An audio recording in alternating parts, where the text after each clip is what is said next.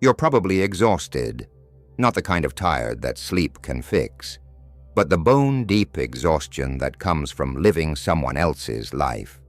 You smile when you want to scream. You say yes when everything inside you is screaming no. You've become so good at being what others need that you've forgotten who you actually are. Born to please. That's exactly what happened to you. But the truth is, you weren't born to please. You were conditioned to please, trained like a circus animal to jump through hoops for approval that never feels real anyway. Carl Jung, the father of analytical psychology, would tell you that this isn't kindness. It's psychological suicide. And today, I'm going to show you exactly why your people-pleasing is destroying your soul, and how Jung's revolutionary insights can set you free from this invisible prison you've built around yourself. You think you're being nice, but you're actually being invisible. The mask you wear to be liked is the same mask that's suffocating your soul. Escaping the approval trap, Jung's brutal truth.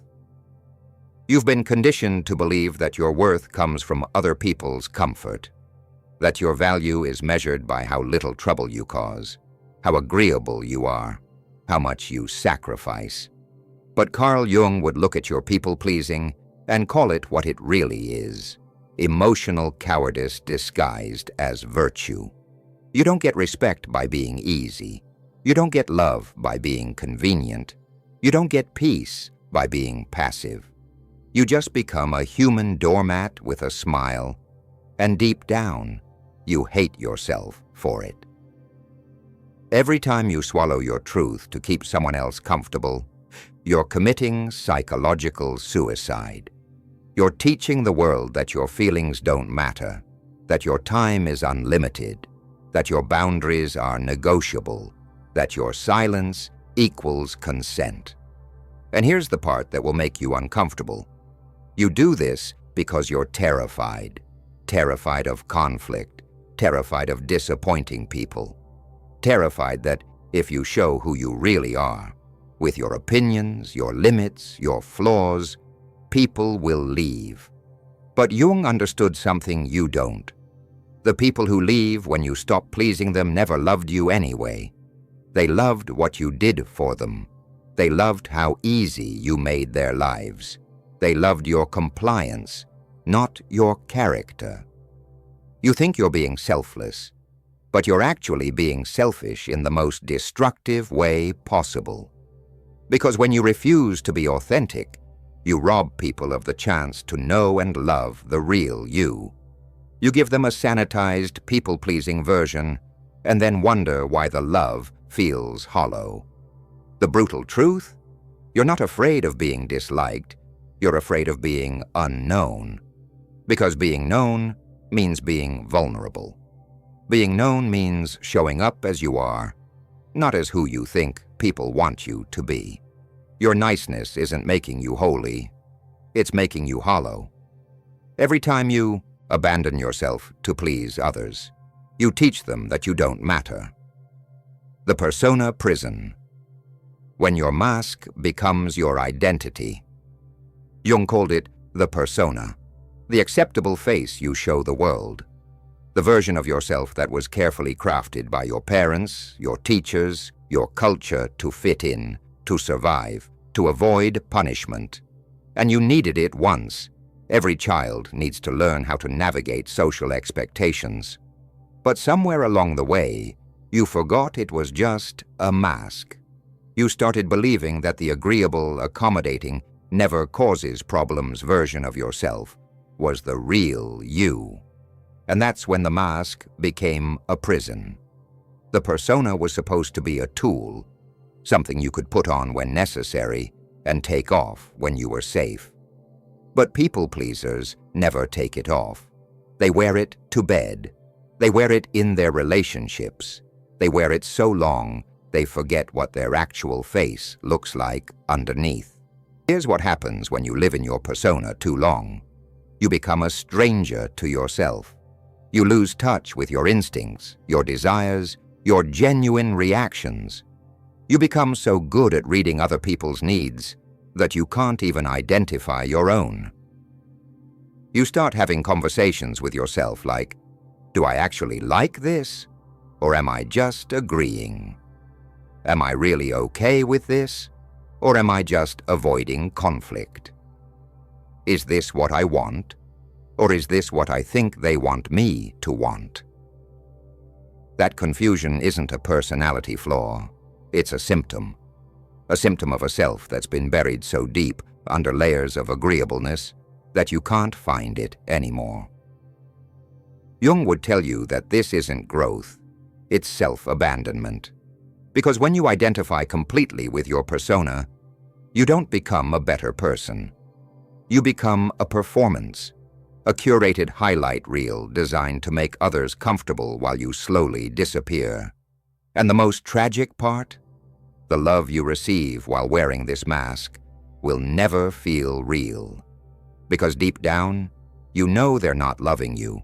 They're loving your ability to never upset them, never challenge them, never inconvenience them. The price of being liked by everyone is being known by no one.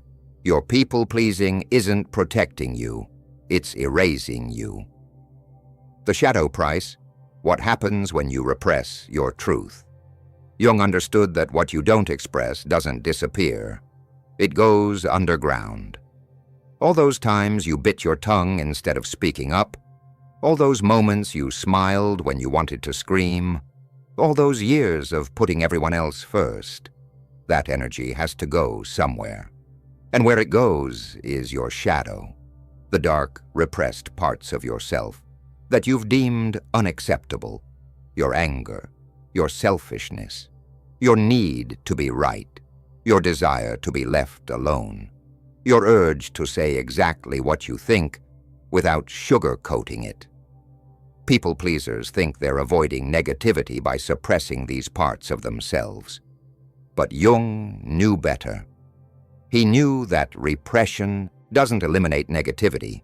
It transforms it into something more dangerous: passive aggression, chronic resentment, emotional manipulation, and that bitter inner voice that judges everyone for not appreciating your sacrifice. You become the person who says, "I'm fine," through gritted teeth. The person who gives and gives until you're empty, then secretly resents everyone for taking. The person who never asks for help, but keeps score of every favor.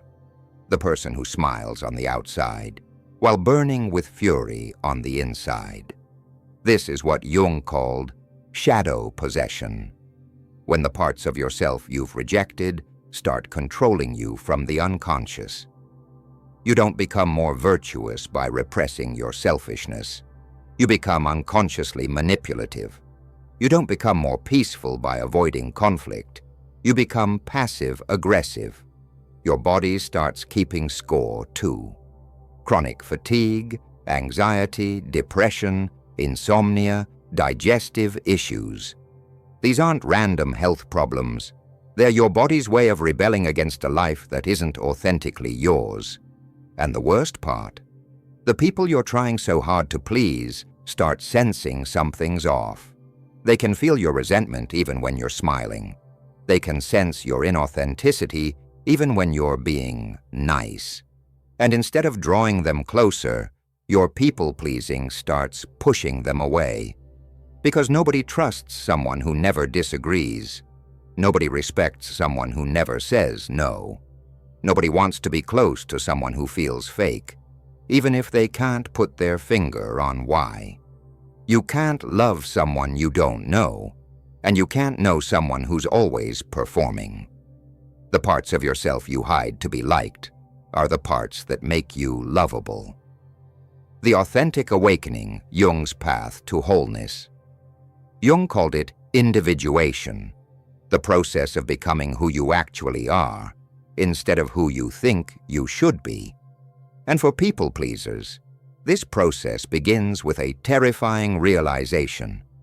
You've been living someone else's life. Individuation isn't about becoming perfect or spiritual or enlightened. It's about becoming integrated. It's about reclaiming the parts of yourself you exiled to be acceptable. It's about reuniting with your shadow, not to become cruel, but to become complete.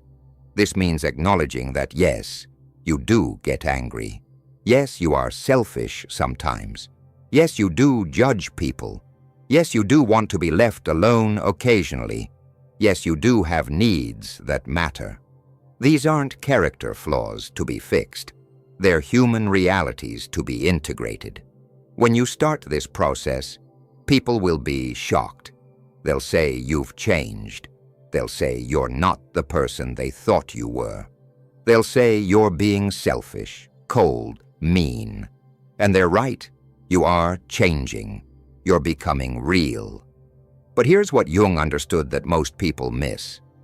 The goal isn't to become likable to everyone. The goal is to become authentic to yourself. Because when you're authentic, you attract people who love the real you, not just your ability to make their lives easier. Individuation requires you to develop what Jung called conscious suffering, the willingness to feel the discomfort of disappointing people, of setting boundaries, of being misunderstood. Because transformation doesn't happen in your comfort zone. It happens in the space between who you've been and who you're becoming. This isn't about becoming selfish or cruel. It's about becoming discriminating. It's about choosing who gets access to your energy, your time, your emotional labor. It's about loving people enough to be honest with them, even when that honesty is uncomfortable. When you start living authentically, you'll lose some people. Let them go. They weren't loving you anyway. They were loving your compliance. And in their place, you'll attract people who see you, challenge you, support your growth, and love you for your truth, not your performance. Authenticity isn't about being liked. It's about being free. The people who can't handle your honesty were never your people anyway. Breaking free. Recognizing when your mask has taken over. How do you know when you've been people-pleasing so long that you've lost yourself? Jung would say the signs are everywhere once you start looking. You feel exhausted after social interactions, even with people you supposedly enjoy. Why? Because performing is draining. When you're constantly monitoring your words, managing your facial expressions, suppressing your real reactions, that takes enormous mental energy. You overthink every text message, every email, every conversation. You replay interactions looking for signs that you might have upset someone. You analyze tone, read between lines, and assume the worst. This isn't sensitivity. It's hypervigilance born from a lifetime of walking on eggshells. You say yes to things you don't want to do and then feel resentful. You volunteer for extra work when you're already overwhelmed. You agree to plans that drain you. You lend money you can't afford to lose. And then you wonder why you feel bitter and unappreciated. You feel invisible even in close relationships. People see you as reliable, helpful, easygoing. But they don't really see you. They don't know your dreams, your fears, your genuine opinions about things that matter. Because you've never shown them, you're afraid to express preferences. Where do you want to eat becomes a source of anxiety because you've trained yourself to only want what other people want. What movie should we watch? Feels overwhelming because you're so disconnected from your own desires. You feel guilty when you spend time or money on yourself. Self-care feels selfish. Having boundaries feels mean. Saying no feels like betrayal. This isn't humility. It's self-neglect disguised as virtue. These aren't small problems to be managed with better time management or communication skills. These are symptoms of a fundamental disconnection from your authentic self. And they won't go away until you address the root, your addiction to approval. When keeping others comfortable becomes more important than staying true to yourself, you've lost the plot. Your exhaustion isn't from working too hard. It's from being someone you're not. The uncomfortable truth: why people will resist your authenticity. Here's what no one tells you about stopping people-pleasing. The people who benefited from your self-abandonment will not celebrate your growth. They will resist it. They will guilt-trip you. They will try to pull you back into old patterns. Why? Because your people-pleasing served them. It made their lives easier, more comfortable, more predictable. When you had no boundaries, they never had to worry about inconveniencing you. When you never said no, they never had to hear no. Now suddenly you're setting limits. You're expressing opinions. You're saying no without over-explaining. You're not immediately available whenever they need something. And they don't like it. They'll use phrases like, "You've changed," or "You're not the person I thought you were," or "You're being selfish." They'll remind you of all the times they were there for you, conveniently forgetting all the times you were there for them. They'll make you feel guilty for having boundaries. This is when Jung's understanding becomes crucial. Their discomfort with your authenticity is not your problem to solve. Their inability to handle your growth is not your responsibility to manage. Their preference for your old, compliant self is not your obligation to fulfill. Some people will adjust to your new boundaries and respect your authenticity. These are your people. They may need time to recalibrate their expectations, but they'll ultimately support your growth because they love you, not just what you do for them. Others will not adjust. They'll keep pushing, keep testing, keep trying to guilt you back into compliance. These people are showing you who they really are. People who only valued your usefulness, not your well-being. Letting these people go is not cruelty. It's clarity. It's distinguishing between people who love you and people who love what you do for them. And that distinction is everything.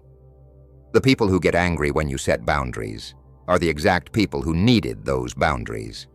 If someone only likes you when you're easy to control, they don't actually like you. Practical revolution: how to reclaim your authentic self. Now comes the practical work. How do you actually stop pleasing people after a lifetime of conditioning? Jung would tell you it's not about becoming rude or selfish. It's about becoming conscious. Start with the pause. Before you automatically say yes, before you immediately agree, before you offer help, pause. Feel what's happening in your body. Notice the impulse to please. Ask yourself, what do I actually want here? Not what you should want, not what would make them happy. What do you genuinely want? Practice disappointing people in small ways. Don't respond to texts immediately. Don't offer to help unless asked. Don't over-explain your decisions. Let people experience minor disappointments without you rushing to fix their feelings. This isn't mean. It's training them and yourself that their emotions are not your emergency. Learn to tolerate guilt without acting on it. When you first start setting boundaries, you'll feel terrible. That guilt is not proof you're doing something wrong. It's proof you're doing something different. Feel the guilt. Acknowledge it. And do the right thing anyway. Stop explaining your no. No is a complete sentence. I can't make it doesn't require a detailed explanation of why. That doesn't work for me, doesn't need justification. The more you explain, the more you invite negotiation. The more you justify, the more you suggest your boundaries are optional. Embrace being misunderstood. Some people will think you're selfish when you start prioritizing yourself. Some will think you're mean when you stop managing their emotions. Some will think you've changed when you start being authentic. Let them think whatever they want. Their opinion of your growth is none of your business. Find your authentic no's and yeses. What do you actually enjoy? What genuinely energizes you? What do you really want to say yes to? You might be surprised to discover that your authentic preferences are different from what you thought they were. Build relationships with people who appreciate authenticity. Seek out people who encourage your honesty, who respect your boundaries, who value your genuine self over your usefulness. These relationships will feel different, less draining, more energizing, more real. Every time you honor your truth instead of their comfort, you get a piece of yourself back. Your authenticity isn't selfish, it's sacred. The final truth: freedom on the other side. Jung believed that the goal of human development isn't to become perfect. It's to become whole. And wholeness includes your selfishness, your anger, your preferences, your limits. It includes the parts of you that aren't always nice, always accommodating, always easy. When you integrate these shadow aspects instead of repressing them, something magical happens. You become someone people can actually trust. Because someone who never disagrees can't be trusted to agree. Someone who never says no can't be trusted when they say yes. Someone who never shows anger can't be trusted to show love. Authenticity isn't about expressing every thought or feeling. It's about living from your truth instead of from your fear. It's about making choices based on your values instead of other people's reactions. It's about being the same person in public and private. The people who matter will stay. The people who only valued your compliance will leave. And what you'll discover on the other side of people-pleasing is something you've probably never experienced: genuine respect, authentic love, and the profound peace that comes from living as yourself. You won't please people after this because you'll finally understand what Jung knew. You weren't born to make everyone comfortable. You were born to be real. You weren't put here to avoid conflict. You were put here to live authentically. The world doesn't need another people-pleaser. It needs you, the real you, with your boundaries, your opinions, your truth, your beautiful, imperfect, authentic self. Final call. If this resonated with you, if you're ready to stop performing and start living, if you're tired of being liked instead of being known, then it's time to take action. Start small. Practice one boundary today. Say one authentic thing. Disappoint one person rather than betraying yourself. And if you want more content like this, more uncomfortable truths, more psychological insights, more tools for becoming authentically yourself, subscribe and hit the notification bell. Because we're just getting started on this journey from performing to being, from pleasing to living, from hiding to wholeness. The real you is waiting, and the world needs what you have to offer. Not your performance, but your presence. Not your compliance, but your truth. Stop pleasing. Start living. Your authentic self is the greatest gift you can give to the world.